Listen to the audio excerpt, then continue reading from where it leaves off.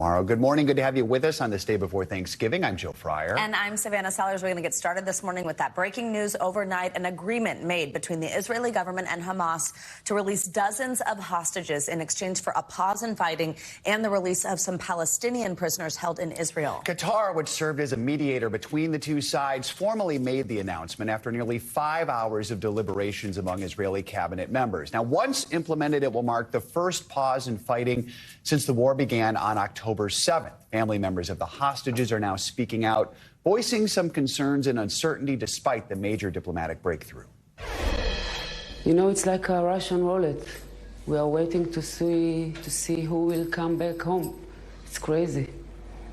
We don't have names yet, only speculations that it's going to be mothers and their children. It's tough, very tough. Prime Minister Netanyahu also spoke after the announcement, warning the war will continue with Hamas following the pause. The United Nations issued its own warning yesterday, saying nearly 2 million people have been displaced by the war. We have our team standing by to break down this agreement between Israel and Hamas, including NBC News foreign correspondent Claudio Lubanga and retired Navy SEAL Commander Dan OShea. Yeah, but first let's bring in NBC News foreign correspondent Raf Sanchez. He's in Tel Aviv, and NBC News White House correspondent Mike Memoli. So, Raf, let's start with you. Walk us through some of the details of the deal. How many hostages are being released? When does this start? And for how long could we see a pause in fighting? Joe, Savannah, good morning. This deal was approved in the early hours of the morning by Prime Minister Netanyahu and his cabinet after an hours-long meeting. Under the terms of this deal, 50 hostages, women and children, to be released in exchange for 150 Palestinian prisoners, also women and children, who will be freed from Israeli jails. There will be a 4-day ceasefire in Gaza. Hamas is saying that ceasefire due to come into effect 10 a.m. tomorrow, 10 a.m. Thanksgiving morning, local time. Israel also agreeing to suspend drone flights above Gaza for a certain number of hours every day. And guys, there is an option for this initial deal for 50 hostages to be extended, with 10 hostages released every day in exchange for an additional day of ceasefire.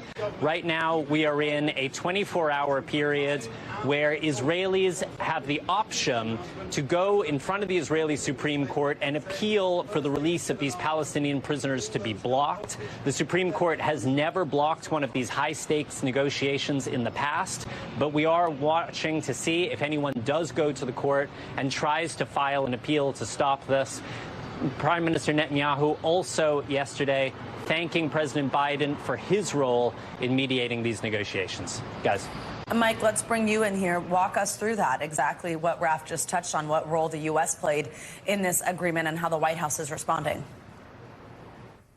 Well, Savannah, this was a heavy diplomatic lift, and in a statement released overnight, the president thanking the leaders of Qatar as well as Egypt for their role in helping to bring it to reality. The president also calling this deal a testament to the tireless diplomacy and determination of many dedicated individuals. Two of those individuals are Brett McGurk and Joshua Geltzer. They were asked by National Security Jake Sullivan in the early stages of this crisis to oversee a small working group dedicated to this hostage issue. We also know from White House officials that we remember President Biden traveling to Israel. We're told a focus of his meeting with Prime Minister Netanyahu as well as the war cabinet in Israel at the time was about this hostage issue and the process for potentially obtaining the release of these hostages. Now, these negotiations intensified after the initial release of 2 American hostages, ultimately bringing in the leader of Egypt as well as the CIA director engaged in those talks. We're told that the deal finally did appear to come together over November 18th this weekend,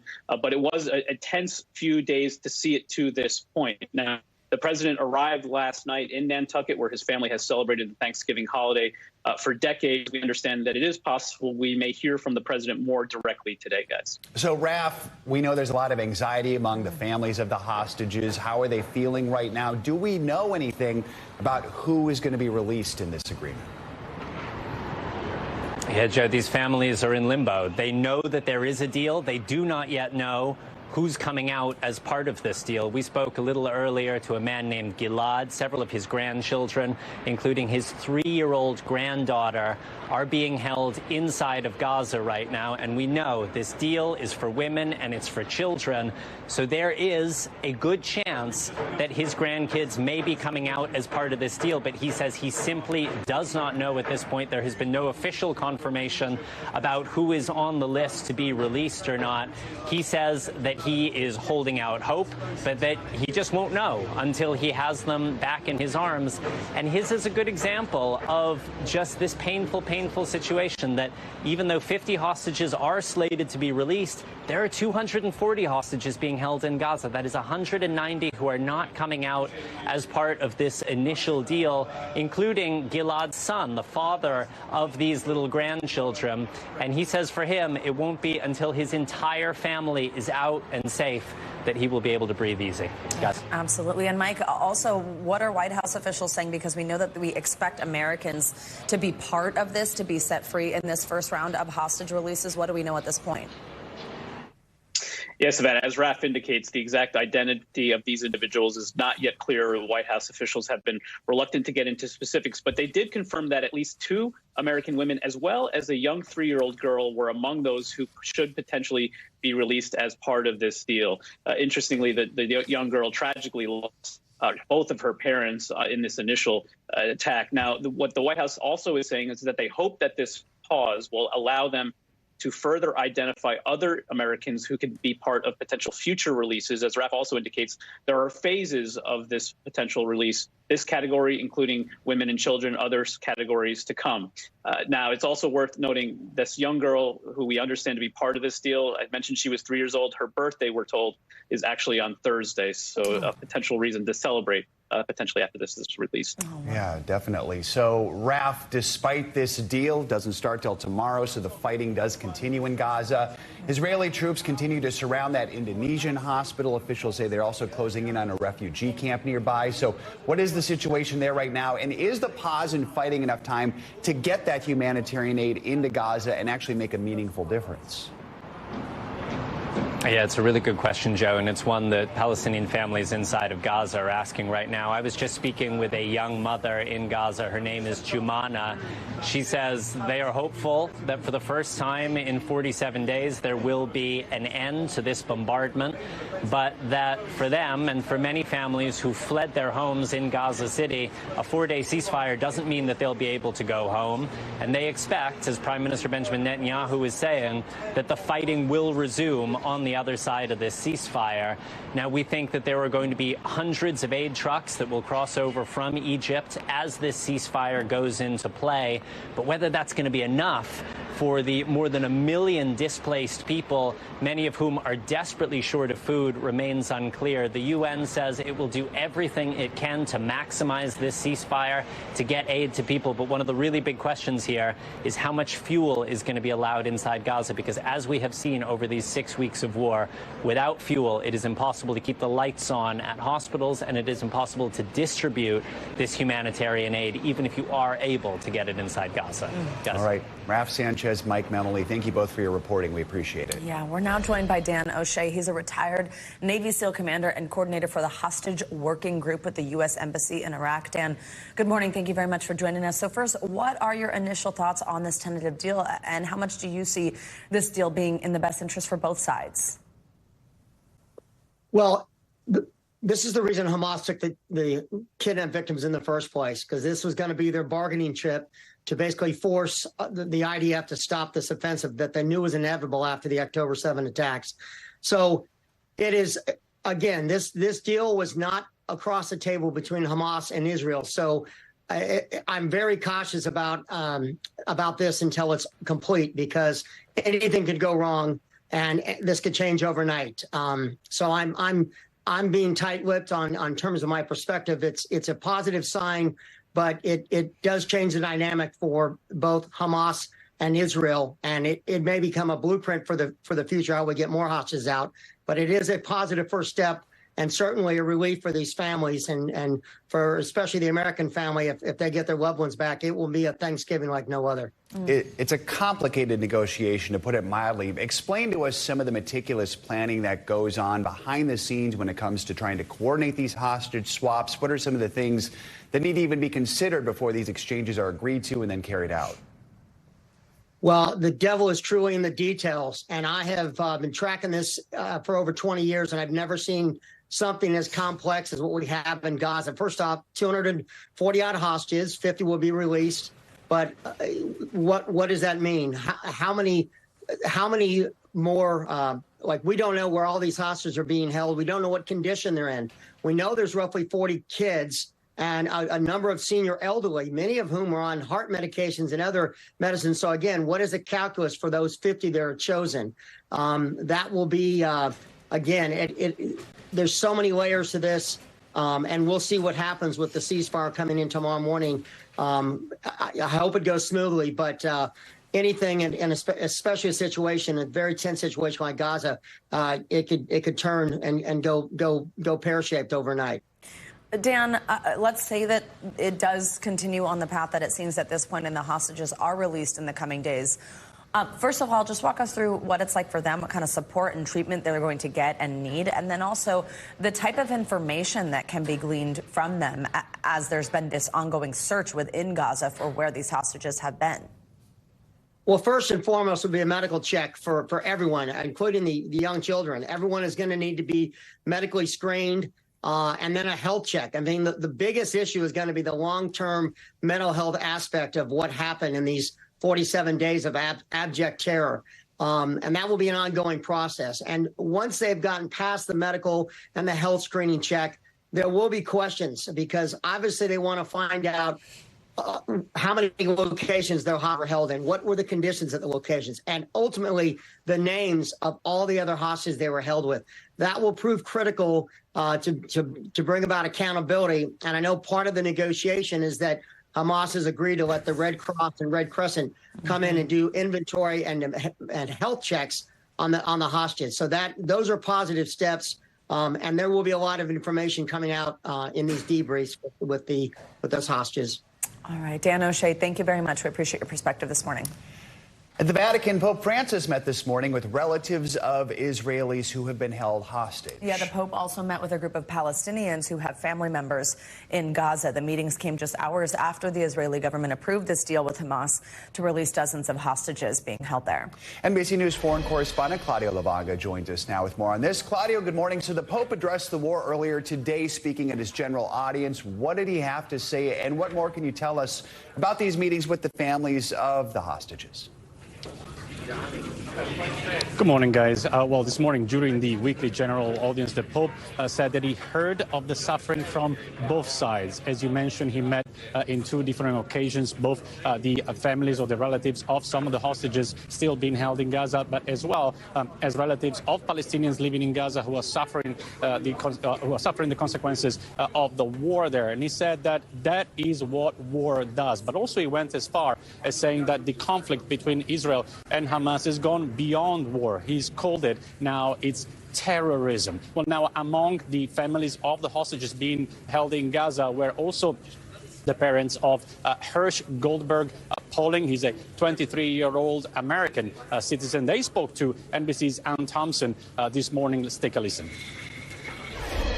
There were 12 of us in the room with him. He was very kind and compassionate and spoke to us for a few minutes before opening up to hear a few of the stories about our loved ones. Our hope very much is that order is going to come out of this. And so once those first 50 are released, they'll identify and know about the condition of the others, where they are, and we'll start to finally get some news.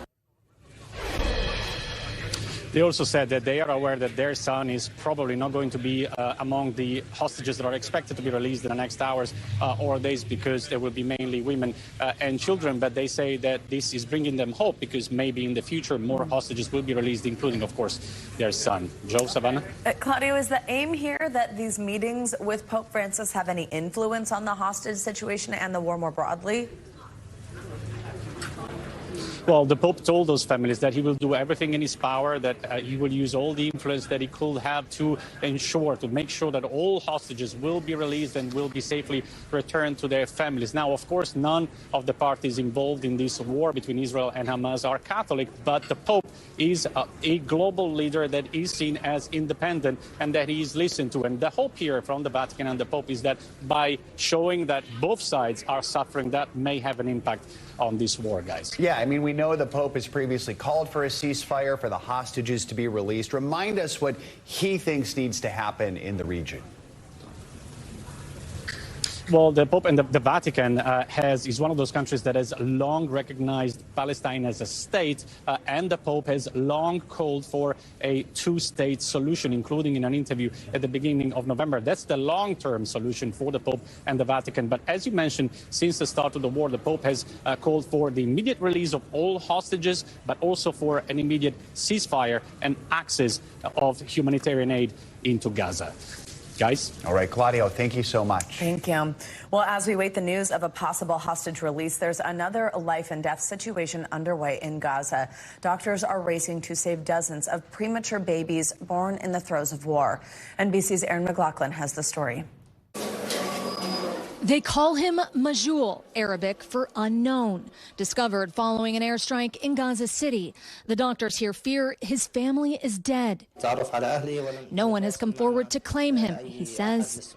More than a week ago, the world first met Majul at the besieged Al-Shifa hospital, along with more than 30 other premature babies. RPGs. AK-47s. Israel, the U.S., and the European Union have all condemned Hamas for using hospitals as bases for military operations and for using Palestinian civilians as human shields, which Hamas denies. Eventually, help arrived. 31 babies evacuated.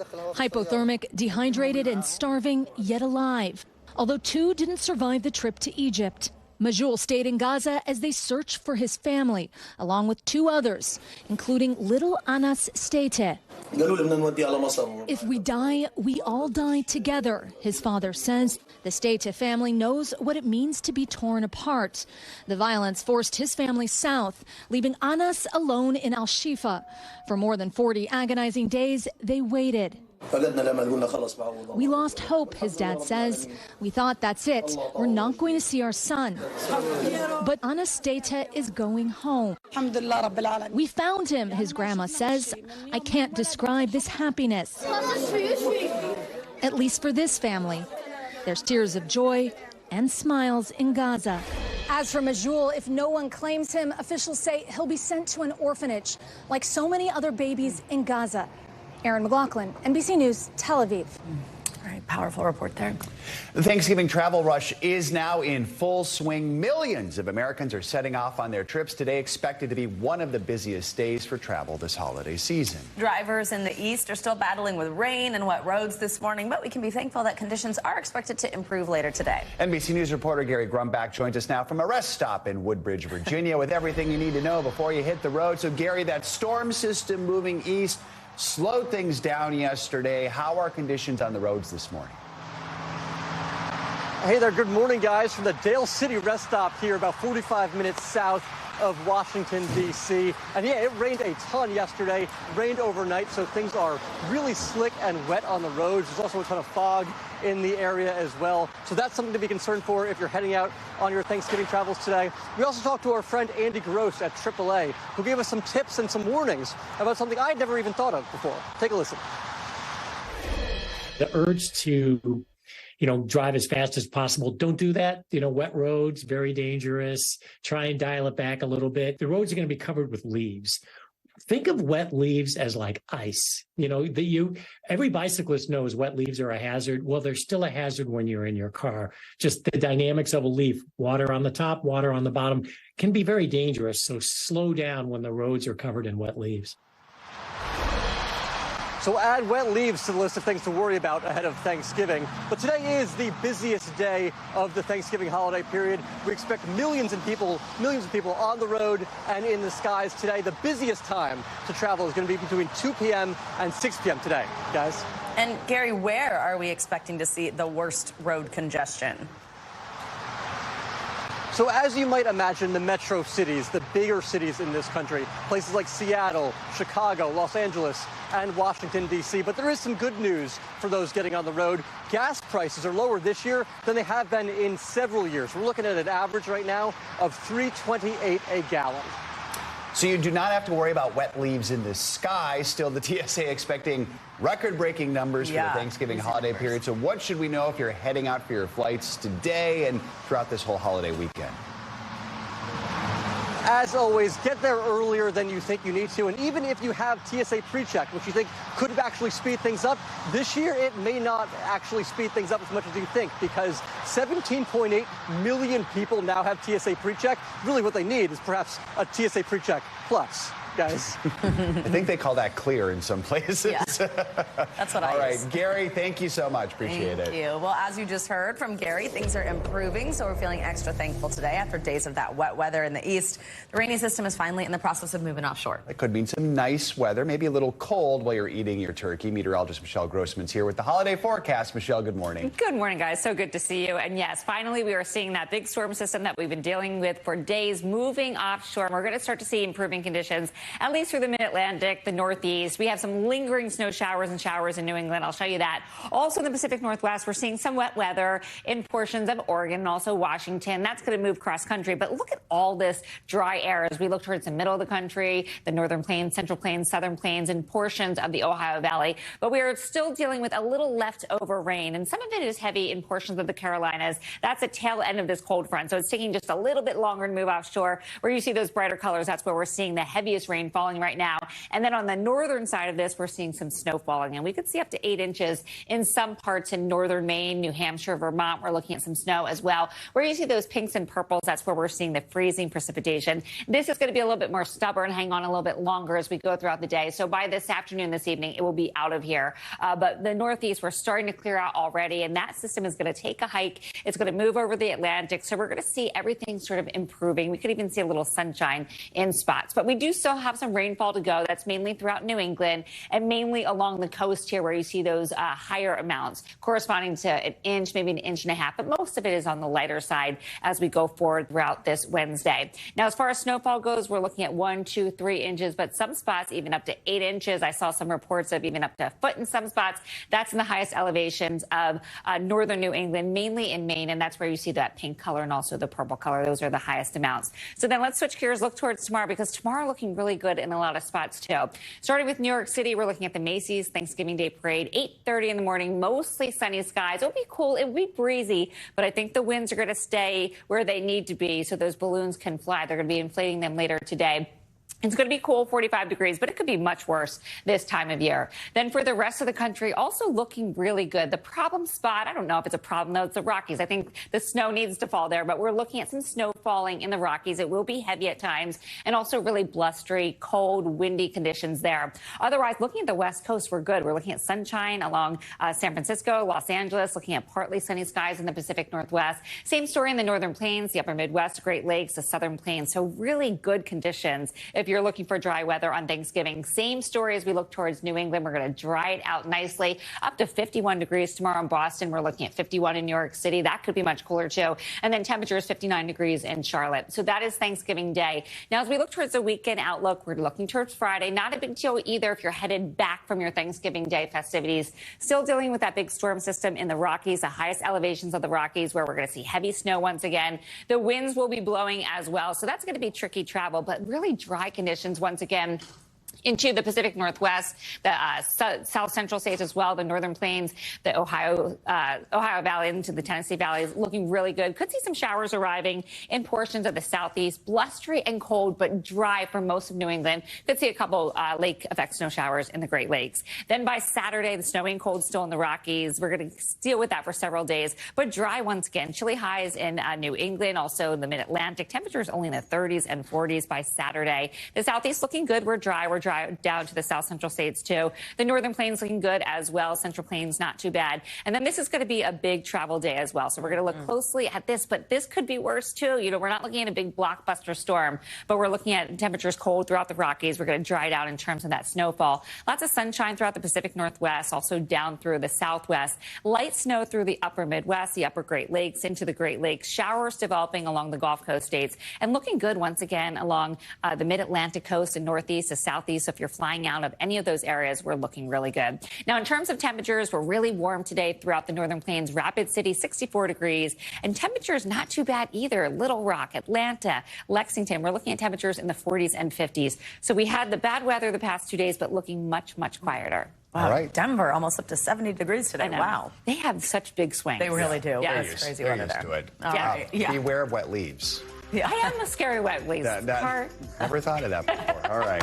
Thanks, Michelle. Thanks for watching. Stay updated about breaking news and top stories on the NBC News app or follow us on social media.